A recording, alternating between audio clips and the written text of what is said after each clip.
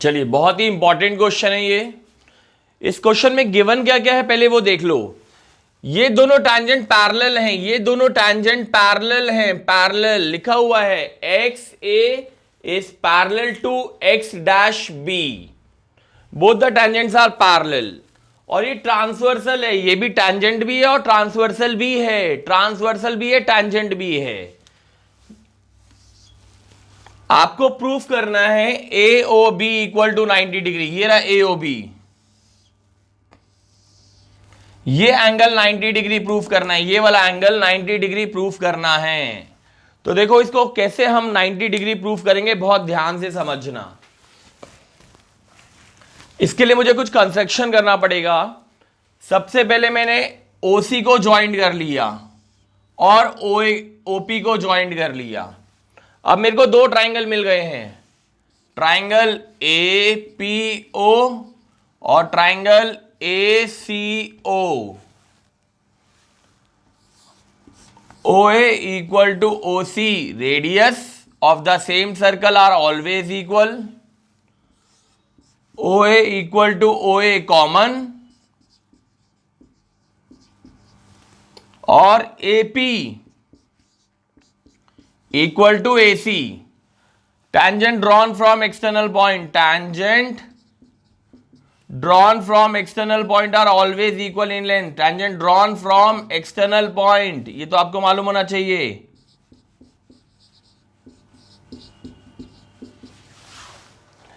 इस सर्कल के लिए A क्या है, एक्सटर्नल पॉइंट है, और A से P पहला टैंजेंट AP और A से C दूसरा टैंजेंट AC, एक दूसरे के इक्वल होंगे।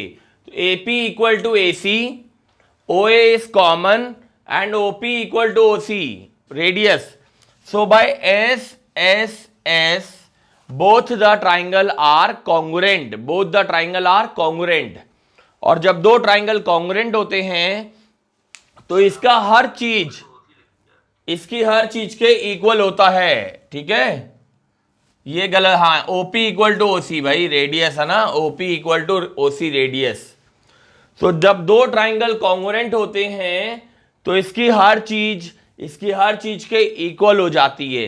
तो देखो मैं CPCT से कह सकता हूं कि ये वाला एंगल M और ये वाला एंगल N एक दूसरे के इक्वल हो जाएंगे, M और N एक दूसरे के इक्वल हो जाएंगे।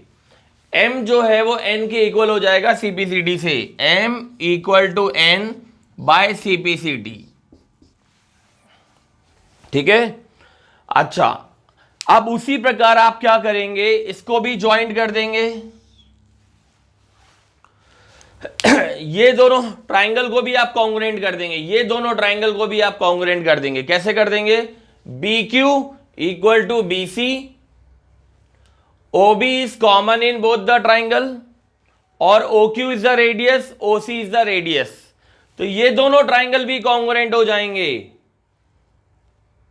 और जब ये दोनों ट्राइंगल कॉन्ग्रुएंट हो जाएंगे तो आप कह सकते हैं, इसका नाम E दे दो, इसका नाम R दे दो। E equal to R by CPCT, E जो है R के इक्वल है।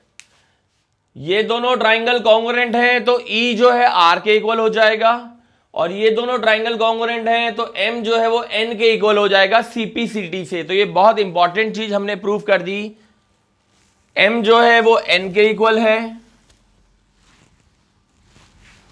और E जो है वो R के इक्वल है। M इक्वल टू N और E equal to R by CPCT हमने प्रूफ कर दिया, ठीक।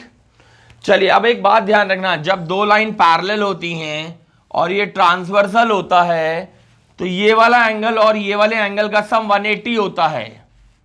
इसको बोलते हैं को इंटीरियर एंगल। इन दोनों का सम हमेशा 180 डिग्री होगा, ठीक है। इसको को इंटीरियर एंगल बोलते हैं।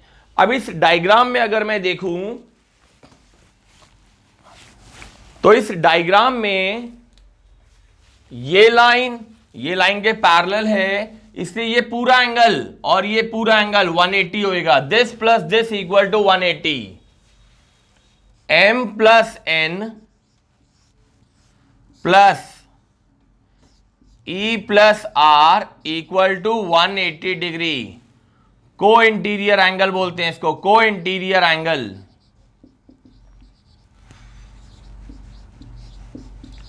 सम of co interior angle is always 180 degree because x A is parallel to x dash B. ठीक है, यहां तक समझ में आ गया। अब मैं क्या करूंगा, m में n लिख दूंगा क्योंकि m जो है वो n के इक्वल है CPCD से, तो ये हो जाएगा n प्लस n, और e में r लिख दूंगा तो ये हो जाएगा 2n plus 2r equal to 180। 2 मैं कॉमन ले लूंगा, फिर ये 2 यहां जाके डिवाइड हो जाएगा, ये 2 जो है यहां जाके डिवाइड हो जाएगा, 180 अपॉन 2 हो जाएगा भाई। तो आपका n प्लस आर का answer n plus R is equal to 180 upon 2, that is 180 को 2 से कैंसिल करोगे तो 90 आ जाएगा, 180 को 2 से कैंसिल करोगे तो 90 आ जाएगा। तो आपने एक बहुत इंपॉर्टेंट चीज प्रूफ कर ली है कि n प्लस आर जो है वो 90 डिग्री है, n प्लस आर 90 डिग्री है। बड़ी इंपॉर्टेंट चीज आपने प्रूफ कर ली है भाई, ठीक है। n plus R is equal to 90 degree, ये बड़ा इंपॉर्टेंट कॉन्सेप्ट प्रूव हो चुका है। अब देखिए, इसको मिटा दो, इसको भी मिटा दो और इसको भी मिटा दो, और सिर्फ इस ट्राइंगल पे कंसंट्रेट करो, ये वाले ट्राइंगल पे ध्यान दो। अब पूरे सब बच्चे अब इस ट्राइंगल पे ध्यान देंगे।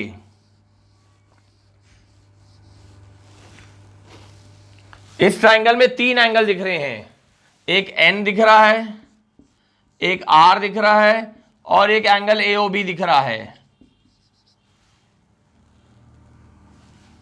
Is equal to 180। ट्राइंगल में तीनों एंगल का सम 180 होता है। देखो मैं कौन से वाले ट्राइंगल की बात कर रहा हूं, ट्राइंगल AOC की बात कर रहा हूं, ट्राइंगल AOB की बात कर रहा हूं मैं। ट्राइंगल AOB में तीनों एंगल का सम हमेशा 180 डिग्री होता है, ये हमको सबको मालूम है एंगल सम प्रॉपर्टी से।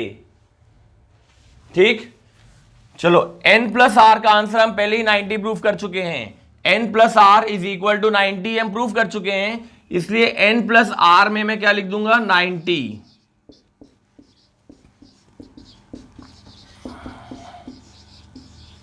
ये प्लस 90 वहां जाके माइनस 90 हो जाएगा, तो आपका आंसर आ जाएगा AOB is equal to 180 minus 90।